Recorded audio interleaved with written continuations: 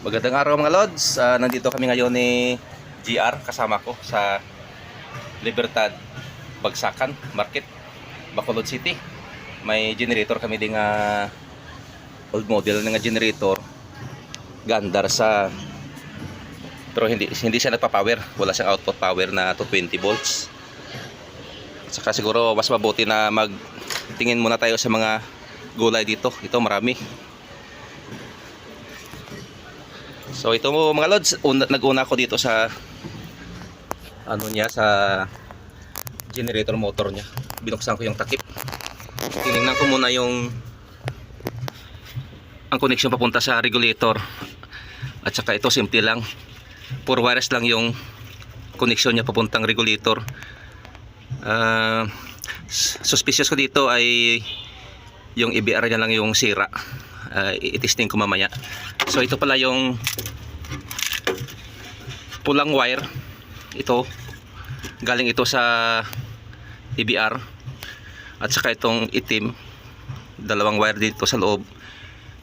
Ito yung papunta sa stator winding niya dito sa line 1 line 2. Ayan, ito siya line 1 line 2. Dito lang nakakabit yung galing sa EBR niya, yung field input ng EBR. At saka ito yung pula, ito yung papunta sa ilalim sa kanyang excitation rotor mga Lods. So tingnan natin doon sa EBR at saka panda rin natin kung ayaw talaga mag produce ng power output itong generator na ito. So dito sa mga Lods, makita dito, ito yung EBR nya, 4 na wire lang. Ito yung pula, ito yung galing sa exciter, itong pula, at saka ito yung itim na may puti. Itong dalawang ito ay sa field winding nya, yung easy out nya, dito na nakakabit. So ito mga idolo, pandarin ko kung ayaw talaga nito mag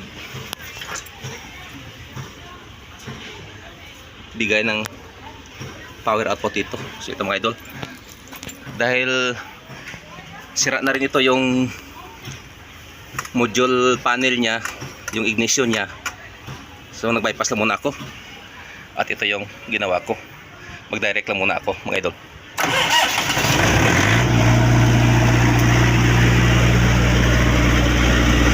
Saka ito lang mga idol, ayaw talaga, hindi talaga gumagalaw. So i-test ko ito mga idol. Ito lang ginawa ko, magpa-flashing ako para malaman ko kung mag-aangat yung magpo-produce ng AC out kung mag-flashing ako mga idol. At ito na mga Lods, nagkabit na ako ng wiring ko para mag-flashing ako doon sa linya ng excitation rotor. So dito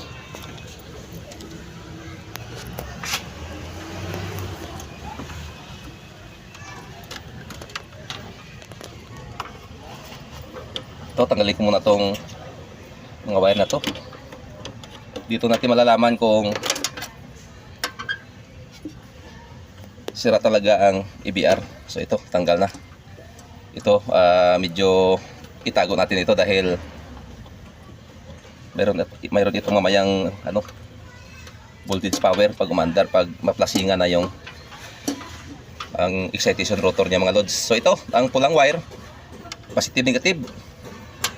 Pag ayaw umakyat yung voltahe, baliktarin lang, baka baliktad yung polarity. Pero makikita natin yung mamaya.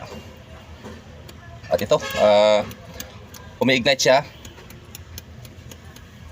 Ibig sabihin ayos yung exciter doon sa ilalim. So i-connect lang muna natin ito mga Lods para magpa-andar tayo.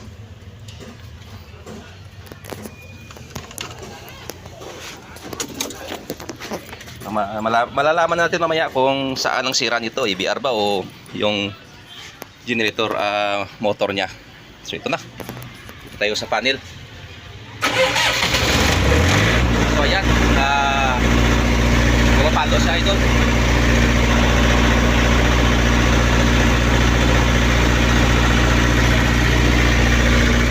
Ayan. So, umakyat siya. Saka yung arch niya. Umakyat. So, ibig sabihin mga idol, sira na talaga yung regulator na ito. So, papalitan na natin ito mga idol. Mag-order na lang tayo nito. So, ganyan, tapos na yung check up natin. Maraming salamat sa pagpanood nyo ng video namin. At uuwi na kami maya ni JR.